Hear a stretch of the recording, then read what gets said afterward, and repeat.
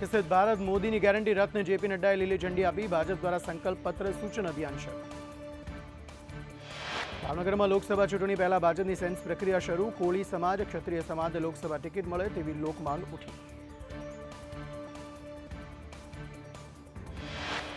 પ્રધાનમંત્રી પાક વીમા યોજનામાં 30 થી 40 હજાર કરોડનો ભ્રષ્ટાચાર થયો. આક્ષેપ કિસાન કોંગ્રેસ પ્રમુખ દ્વારા લગાવવામાં આવ્યો. રાજ્યની બે મોટી સહકારી બેંકોની ચેરમેન અને વાઇસ ચેરમેન માટે યોજાઈ ચૂંટણી. ખેતી બેંક અને ગુજરાત હાઉસિંગ ફાઇનાન્સ લિમિટેડની ચૂંટણી. સામાજિક ન્યાય અને અધિકારિતા વિભાગ અંગે ગૃહમાં ચર્ચા. ગુજરાત ગોપાલક વિકાસ નિગમની જગ્યા 2020 જાન્યુઆરીથી ચાર્જમાં.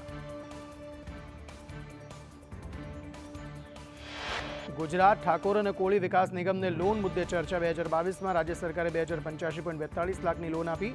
2022માં કેન્દ્ર સરકારે 500 કરોડની લોન આપી.